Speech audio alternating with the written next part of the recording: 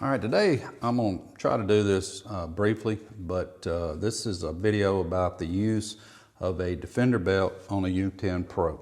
First and foremost, if it was just that easy, Hunterworks has Defender belts made by the same manufacturer that makes the Defender belt on the shelf. Why would we wait to have one made in Japan when we had one on the shelf? First of all. Number two, made in Illinois here in the United States. Three, it would be cheaper for you if a Defender belt worked. I've certainly tried the OE Defender belt. I've tried Gates version, and now the one that we're talking about today is a Defender belt. This is a G-Boost belt, WBB 383, made in Japan by Bando, okay?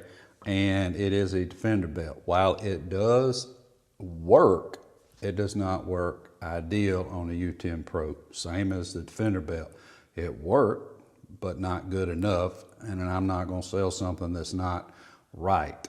And that's why I'm bringing it to your attention, is it does work, just not as good as it should, and we're fixing to get into that. Okay, now, first all I'd like to say, this is not a knock against G-Boost or the Defender belt. It's just a point of using a Defender belt on a U10 Pro, and this just happens to be the one that I've seen for sale by some others, and it's just not correct, okay? And while I'm on that, today's date, there is only one belt that actually fits U10 Pro that is made for the U10 Pro. That's made by Mitsubishi. Hunterworks is not the only one selling it. There's a couple others selling it. They're all the same belt, regardless of what you hear. I think we have the lowest price on them, and we sell the crap out of them, okay? And I say that today because we've been working on our own belt. It just takes time, and we're trying to fine tune it to achieve something that even the Mitsubishi belt in its present form doesn't do exactly. But it is a great choice, don't get me wrong. It's almost there, and Hunterworks like to have things perfect. Okay, so now let's get into this. What is the big deal about it? What first of all, when you put it on in this section right here, the secondary, you'll see that it, in this picture that I get Hunter to put in right here in the editing, is it rides lower in the secondary clutch by about 1/8 of an inch. What does that mean to you? That's less mechanical advantage for the clutch to get moving. All right. Second of all, this particular belt is made in a way that it's not something we see. I've never seen it until I saw this one, but they have what appears to be an extra layer of material between the cord and the top cog up here. And what that means is if you used a tool and you was manipulating the tool that they're made on to make the belt longer, and when in fact it's more of a ride height type deal, and that raises the ride height up, and this one's short. So if it was made, in our opinion, correctly, it would really be too low in the secondary clutch, okay?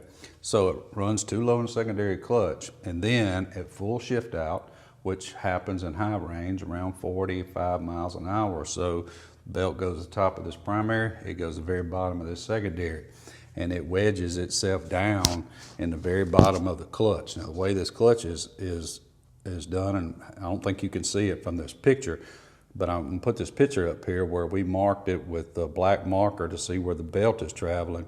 You can see, and let's get back off the picture now, the clutch is shaped like a V, and then at the bottom is straight, and then there's a small gap. So these bottom cogs are going past that point and down in the bottom, and it is forcing the secondary to be as wide open as it can be, which is not good, because when it's wedging itself at a stop, that creates belt heat at higher speeds. So if you continue at higher speeds for long periods of time, then you can build up heat and destroy the belt. So in an ideal situation, you want your belt to stop just short of that angle portion so that the clutch could move a little more, and you're only left with spring pressure on the belt, and it keeps the heat under control. So you're not forcing it open at like a wedge at the bottom, okay? So a little too short. The width, by the way, is accurate. It's within 0.010 of an inch to what our belt is. Nothing wrong with the width. But point is, you know, it's just the ride height's a little lower and the travel is a little too much in the bottom end. Does it fit and work on a Defender?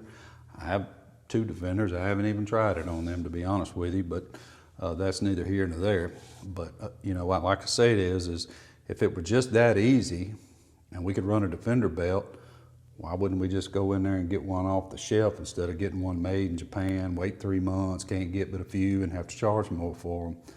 That seems like easy, but we don't do easy like some people might want to do. Gates has a Defender belt that makes some of our belts for us. I'd certainly tried it, and it's a little too short as well, and we're just not going to sell something that's not right. So will it work for you? Yeah, some people could get away with using it. I guess if you was in a pinch and this is the only one you could get your hands on, certainly, you know, get it and use it. It's just that it's not right, and I think you're personally paying too much for it, but it's because it's Bando and it's made in Japan, just like the present Hunterworks Mitsubishi is made in Japan, and we have to pay to get it over here. So there will be a day coming. Hunterworks has its own belt, be made here in the United States. It's just slower than I'd like it. So that is the skinny on using a Defender belt on a U10 Pro. Do it with caution. Get a belt made by Mitsubishi presently. I will say this, when I say presently, there's 2 or 3 companies that sell a belt for the U10 Pro that's Mitsubishi. They are all exactly the same belt regardless of what you hear, okay? So nobody presently has any belt available that's any different than the next guy on Mitsubishi. All right, I think we have the best price, but point is, today's date, they're all the same. I don't care what nobody tells you, and you have to understand that we are Mitsubishi's largest aftermarket belt company that they sell to by a long shot. Okay, anyway, any tech questions about it or any questions purely about it, TylerHunterworks.com. Thanks.